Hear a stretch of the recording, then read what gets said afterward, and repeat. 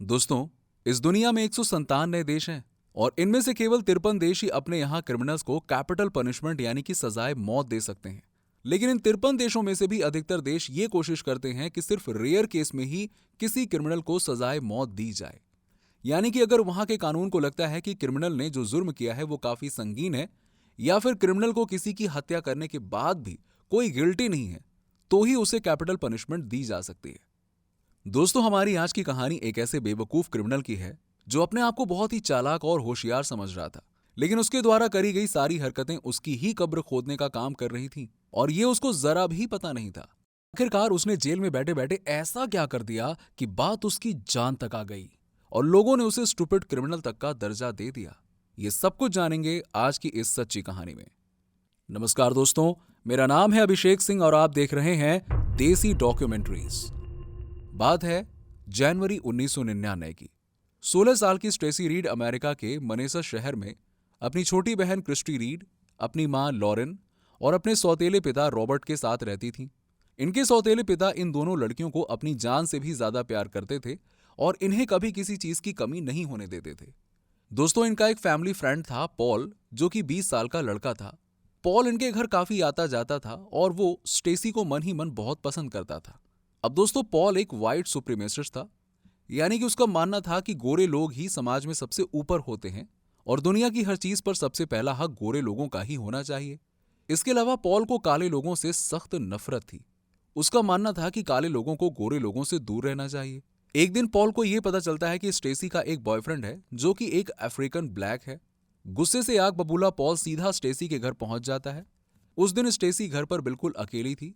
उस समय उसके माँ बाप ऑफिस में थे और उसकी छोटी बहन क्रिस्टी अभी तक स्कूल से नहीं लौटी थी। पॉल सीधा स्टेसी के रूम में जाता है और उसे बोलता है कि मुझे तुम्हारे बॉयफ्रेंड के बारे में पता चल गया है। वो स्टेसी से कहता है कि तुम अपने बॉयफ्रेंड को छोड़ दो और आज से ही मेरी गर्लफ्रेंड बन जाओ। ये सुनकर स्टेसी को काफी गुस्सा आ जाता है और वो पॉल को तुरंत ही अपने घर से चले जाने को बोलती है। पॉल एक बिगड़ा हुआ गुस्सैल किस्म का लड़का था जो आज स्टेसी को सबक सिखाना चाहता था। पॉल अपनी जेब से एक चाकू निकालता है और स्टेसी से अपने कपड़े उतारने को कहता है। पॉल के हाथ में चाकू देखकर और उसके मुंह से कपड़े उतारने की बात सुनकर स्टेसी को जरा भी यकीन नहीं होता, क्योंकि ये वही पॉल था जो न जाने कितने सालों से इनके घर आ रहा था। खैर, स्टेसी एक निडर और हिम्मत वाली लड़की थी। वो बिना डरे पॉल से भिड़ जाती है और ये दोनों लड़ते लड़ते जमीन पर गिर जाते हैं।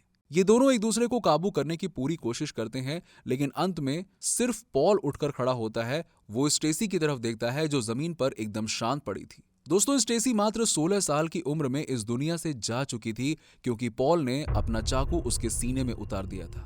पॉल के सर पर अभी भी हैवानियत सवार थी। उसको पता था कि स्टेसी की छोटी बहन क्रिस्टी अभी स्कूल से आने वाली है और उसके पास अभी एक और मौका है अपनी हैवानियत इस 14 साल की बच्ची पर उतारने का और वो सब कुछ करने का जो वो स्टेसी के साथ नहीं कर पाया। स्टेसी के साथ हुई हाथापाई से पॉल काफी थक चुका था। वो किचन में जाकर फ्रिज खोलता है और उसमें से एक आइस टी की बोतल निकाल लेता है और एक सिगरेट जलाकर क्रिस्टी का इंतजार करने लगता है। उसकी सिगरेट में अभी कुछ कश बाकी ही थे कि क्रिस्टी स्कूल से वापस आ जाती है। पॉल को घर में सिगरेट पीता देखकर क्रिस्टी को कुछ अजीब सा लगता है। पॉल के हाव भाव भी काफी अजीब थे। उसके कपड़े भी बिगड़े हुए थे। क्रिस्टी दौड़कर अपनी बहन स्टेसी के कमरे में जाती है, जहां अपनी बहन को इस हालत में देखकर वो एकदम से सुन्न पड़ जाती है। क्रिस्टी की आंखों से आंसू बह रहे थे, लेकिन डर की वजह से उसके मुंह से आवाज नहीं निकल पा रही थी। क्रिस्टी अभी वहीं पे खड़ी ही थी कि उसको अपने मुंह पर सिगरेट का धुआं महसूस होता है। ये धुआं पॉल की सिगरेट का था जो अब क्रिस्टी के बराबर में खड़ा था। पॉल खून से सना हुआ चाकू क्रिस्टी की गर्दन पर रख देता है और उसे अपने साथ घर के बने बेसमेंट में चलने को कहता है। क्रिस्टी के मन में एक ही ख्याल आता है कि अगर उसने पॉल की बात नहीं मानी तो उसका हाल भी अपनी बहन स्टेसी की तरह होगा। 14 साल की मासूम लड़की कांपते पैरों से बेसमेंट की तरफ चल देती है। बेसमेंट पहुंचते ही पॉल क्रिस्टी को अपनी हवस का शिकार बनाना शुरू कर देता है। क्रिस्टी लगातार पॉल से रहम की भीख मांग रही थी और पॉल से उसे छोड़ देने के लिए बोल रही थी, लेकिन पॉल के ऊपर क्रिस्टी की बातों का कोई असर नहीं होता।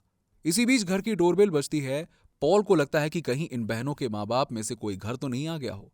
पॉल घबराकर उठता है और जल्दी से अपने कपड़े पहनता है। इसके बाद वो क्रिस्टी के जूतों से फीते निकालकर उसके हाथ और पैर बांध देता है और उसे धमकी देता है कि वो आराम से यहीं लेटी रहे, वरना अंजाम अच्छा नहीं होगा। अब पॉल दौड़कर मेन गेट पर जाता है, जहां पर एक सेल्समैन खड़ा था। सेल्समैन को देखकर पॉल के चेहरे पर मुस्कुराहट आ जाती है और वो सोचता है कि अच्छा हुआ गेट पर क्रिस्टी के पेरेंट्स नहीं हैं। इधर क्रिस्टी पॉल के जाते ही अपने आप को खोलने की कोशिश करने लगती है और कुछ ही मिनट में वो अपने आप को आजाद करने में कामयाब हो जाती है। वो तुरंत दौड़कर बेसमेंट का दरवाजा खोलती है, लेकिन दरवाजा नहीं खुलता है। क्रिस्टी को एहसास होता है कि पॉल जाते हुए दरवाजे को बाहर से बंद करके गया था। उसे यह भी आभास हो गया था कि उसके साथ अब बहुत गलत होने वाला है। उसको पॉल के कदमों की आहट बेसमेंट की तरफ आती हुई सुनाई दे रही थी। क्रिस्टी भागकर बेसमेंट की सीढ़ियों के नीचे छिप जाती है। पॉल बेसमेंट का दरवाजा खोलता है तो जमीन पर उसे क्रिस्टी नहीं दिखती। अब गुस्से से आग बबूला पॉल जेब से खंजर निकाल लेता है और क्रिस्टी को वार्निंग देता है कि 1 मिनट के अंदर अगर क्रिस्टी खुद ही सामने नहीं आई तो अंजाम अच्छा नहीं होगा। क्रिस्टी के पास अब भागने का कोई रास्ता नहीं था। वो डरी सहमी सी सीढ़ी के नीचे से निकलकर पॉल के सामने आ जाती है और पॉल से बोलती है। इससे पहले कि क्रिस्टी के मुंह से एक भी शब्द निकलता, पॉल क्रिस्टी के पेट में अपना खंजर उतार देता है। पॉल क्रिस्टी को उसकी बहन स्टेसी के पास भेजने का मन बना चुका था। वो एक के बाद एक क्रिस्टी के गले और पेट पर खंजर से कई वार करता है और तब तक करता जाता है जब तक क्रिस्टी की सांसें थम नहीं जाती। क्रिस्टी को मारकर पॉल अपनी जेब से सिगरेट निकालता है और क्रिस्टी के बराबर में बैठकर वहीं सिगरेट पीने लगता है। इतने में पॉल को याद आता है कि क्रिस्टी के पिता अब किसी भी समय पर घर आ सकते हैं। क्योंकि पॉल पहले से ही इनके घर आता जाता था तो उसे पता था कि इनके पिता शाम 4 बजे तक घर आ जाते हैं। वो जल्दी से उठता है और अपना खंजर लेता है और घर के पीछे वाले दरवाजे से बाहर भाग जाता है। अभी पॉल को गए 2 मिनट भी नहीं हुए थे कि क्रिस्टी और स्टेसी के पिता रॉबर्ट ऑफिस से घर आ जाते हैं। उनके हाथ में दोनों बच्चों के लिए कपड़े और कुछ खाने पीने का सामान था। वो सबसे पहले स्टेसी के कमरे में जाते हैं, जहां का नजारा देखकर उनकी चीख निकल जाती है। वो झुककर स्टेसी की सांसें चेक करते हैं, लेकिन स्टेसी इस दुनिया को छोड़कर जा चुकी थी। रॉबर्ट अपने आप को संभालते हैं और कमरे के बाहर क्रिस्टी को ढूंढने के लिए आते हैं। उन्हें फर्श पर कुछ खून के निशान बेसमेंट से बाहर आते हुए दिखते हैं। अब दोस्तों, ये निशान पॉल के जूतों से बने थे। रॉबर्ट भागकर बेसमेंट में जाते हैं, जहां क्रिस्टी खून से लथपथ पड़ी थी। क्रिस्टी की नब्ज चेक करने पर उन्हें पता चलता है कि उसकी सांसें अभी भी हल्की हल्की चल रही हैं, लेकिन उसके जख्म देखकर उन्हें लग रहा था कि क्रिस्टी का बचना भी मुश्किल है। रॉबर्ट तुरंत एम्बुलेंस को फोन करके बुलाते हैं, जो क्रिस्टी और स्टेसी को पास के अस्पताल में ले जाती है। डॉक्टर्स की टीम स्टेसी को मृत घोषित कर देती है, लेकिन क्रिस्टी, जिसकी सांसें अभी भी चल रही थीं, उसका तुरंत ऑपरेशन शुरू कर दिया जाता है। क्रिस्टी के पेट, कलाई और गले पर 100 से भी ज्यादा टाके आते हैं, लेकिन खुशकिस्मती से वो बच जाती है। क्रिस्टी को होश में आने में 3 दिन लग जाते हैं और होश में आते ही वो सबसे पहले अपने पिता रॉबर्ट से मिलती है और उन्हें उस दिन का सारा वाकया सुनाती है। ये सुनकर रॉबर्ट को अपने कानों पर विश्वास नहीं हो रहा था, क्योंकि पॉल रॉबर्ट के दोस्त का बेटा था और वो उसे भी अपने बेटे की तरह ही मानते थे। खैर, रॉबर्ट ये सारी जानकारी पुलिस को दे देते हैं और पुलिस 2 घंटे के अंदर ही पॉल को एक नाइट क्लब से गिरफ्तार कर लेती है। पॉल को जब पता चलता है कि क्रिस्टी इतने बड़े हमले के बाद भी बच गई है, तो उसे अपने आप पर बहुत गुस्सा आता है। उसे लगता है कि अगर क्रिस्टी भी मर जाती तो शायद वो कभी पकड़ा ही नहीं जाता। खैर, मामला कोर्ट में जाता है और क्रिस्टी निडर होकर कोर्ट में अपनी गवाही देती है। कोर्ट में पॉल भी मौजूद था, लेकिन क्रिस्टी बिना डरे सबके सामने उस दिन का सारा किस्सा जज को बताती है। केस की सुनवाई खत्म होती है और 5 अगस्त 2000 को कोर्ट इस केस में पॉल को दोषी मानते हुए उसे सजाए मौत सुनाई जाती है। पॉल के वकील इस फैसले के खिलाफ अपर कोर्ट में अपील दायर कर देते हैं, जहां पॉल के वकील ये दलील देते हैं कि पॉल ने ये सब नासमझी में किया है और उसे इतनी बड़ी सजा ना दी जाए। अब दोस्तों, अगर आपको याद हो तो वीडियो के शुरू में हमने आपको बताया था कि 53 देशों में से भी अधिकतर देश यही चाहते हैं कि कम से कम लोगों को सजाए मौत दी जाए। इसलिए अमेरिका की कोर्ट इस फैसले पर वापस विचार करती है और पॉल के डेथ सेंटेंस को उम्र कैद में बदल देती है। इसके साथ ही कोर्ट ये फैसला भी लिखकर देती है कि इस जुर्म के लिए पॉल को अमेरिका की कोई भी अदालत वापस से फांसी की सजा नहीं दे सकती।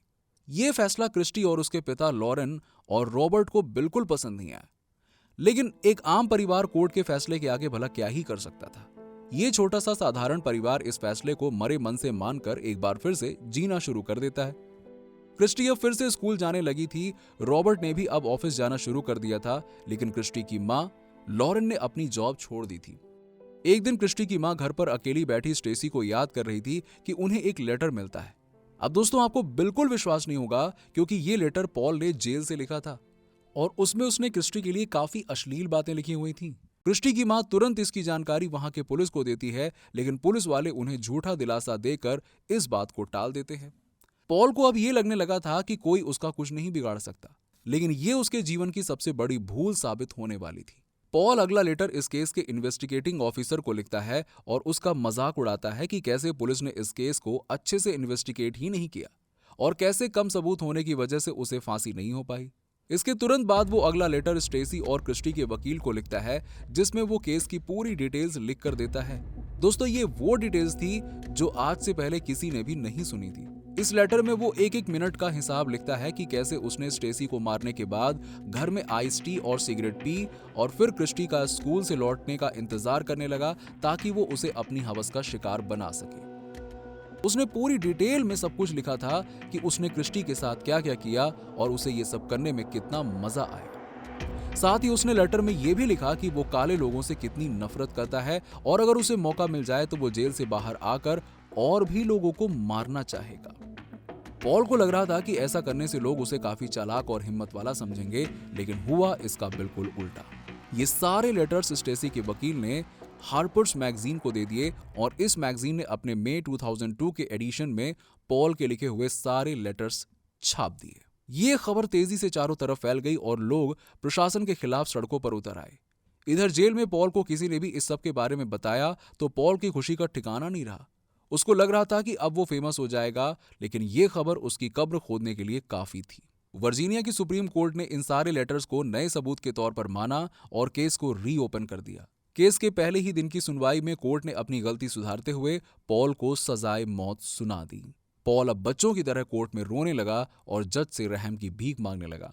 दोस्तों, ये सब करके पॉल फेमस तो हुआ, लेकिन एक ऐसे मूर्ख अपराधी के तौर पर जिसका किस्सा आज भी लोग सुनाते हैं। 18 मार्च 2010 को पॉल को इलेक्ट्रिक चेयर के जरिए मृत्युदंड दे दिया गया, जिसे देखने क्रिस्टी और उसकी मां लॉरेन भी आई थीं।